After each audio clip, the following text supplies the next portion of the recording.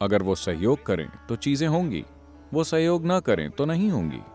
कोई कुछ कर रहा है, वो क्या कर रहे हैं? वही जो उन्हें सबसे अच्छे से आता है।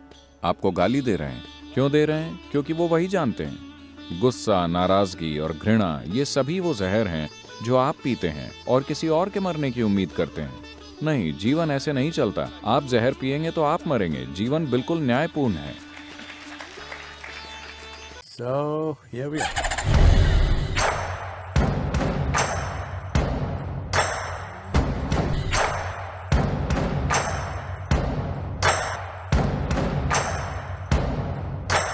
सर, जब कोई हमारे साथ कुछ गलत करता है या कोई गलत व्यवहार करता है तो हमारे मन में दुश्मनी और नाराजगी होती है। अरे, हमें मुकदमा दायर करना चाहिए।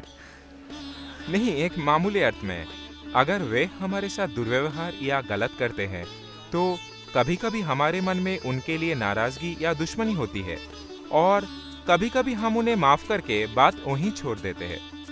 तो मेरा सवाल है, हम एक लकीर कहाँ खींचे ताकि गलती करने वालों को उसकी गलती के लिए जिम्मेदार ठहरा सके, और उसे हमें कब माफ करना चाहिए और कब बात वहीं छोड़ देनी चाहिए, यही प्रश्न है। देखिए, बात दूसरे इंसान की नहीं है। आपको दो में से एक चुनना है। अगर आप चुन सकते, अभी आप सभी को चुनना हो If you are given a choice, कि आप या तो खुशी और आनंद से या फिर दुख, गुस्से, तनाव और नाराजगी में जी सकते हैं, आपका स्वाभाविक चुनाव क्या होगा? आप चुन लीजिए, मैं आशीर्वाद देने वाला हूं। what is your natural choice? आनंद, है ना? क्योंकि हर इंसान अपने लिए सबसे ऊंचा सुख तलाश रहा है।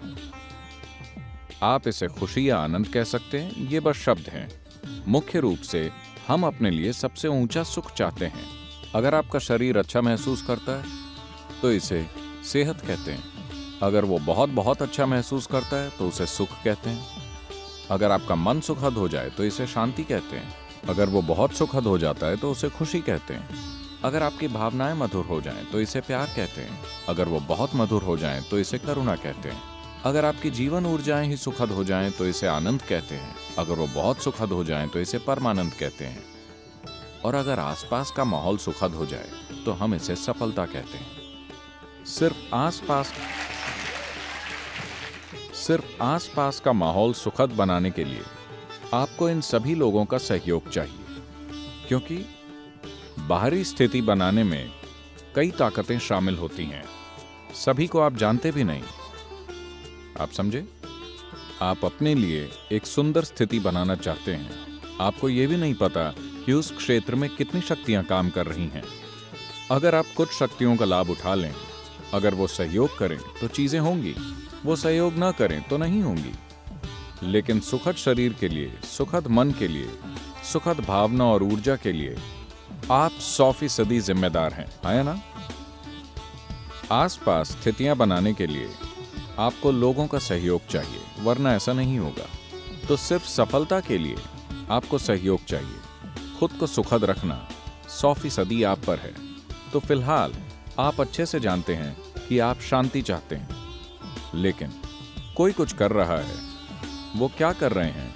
वही जो उन्हें सबसे अच्छे से आता है। आपको गाली दे रहे हैं, क्यों दे रहे हैं? क्योंकि वो वही जानते हैं, है ना? वो जीवन को उतना ही जानते हैं, इसीलिए वो ऐसा कर रहे हैं। अगर आप नाराज हो जाएं और सोचें कि उन्हें कुछ होगा, देखिए, ये चीजें, गुस्सा, नाराजगी और घृणा, ये सभी वो जहर हैं जो आप पीते हैं और किसी और के मरने की उम्मीद करते हैं। नहीं, जीवन ऐसे नहीं चलता। आप जहर पिएंगे तो आप मरेंगे। जीवन बिल्कुल न्यायपूर्ण है। आप जहर पिएंगे तो आप मरेंगे, पूरा न्याय है कि नहीं? मैं जहर पीऊं, आप मर जाएं, क्या ये इंसाफ है? तो जो लोग गुस्से, नाराजगी और घृणा में हैं, वो यही कर रहे हैं। वो जहर पी रहे हैं। जहर शब्द का प्रयोग मैं नैतिकता के अर्थ में नहीं कर रहा। आज पर्याप्त मेडिकल प्रमाण मौजूद है कि आपके खून की जांच से बताया जा सकता है कि 5 मिनट आप अभी खून की जांच करें और 5 मिनट जबरदस्त गुस्सा करें, फिर खून की जांच करें। आप देखेंगे आप में असल में रासायनिक जहर है। तो आप असल में जहर पी रहे हैं। आपको लग रहा है नुकसान उन्हें होगा, नहीं, इससे सिर्फ आपको नुकसान होगा। तो मुझे ये समझदारी नहीं लगती। बात बस इतनी है, प्रश्न नैतिकता का नहीं है कि गुस्सा होना चाहिए या नहीं। अगर आप खुद को अस्त व्यस्त करना चाहते हैं तो मर्जी आपकी है।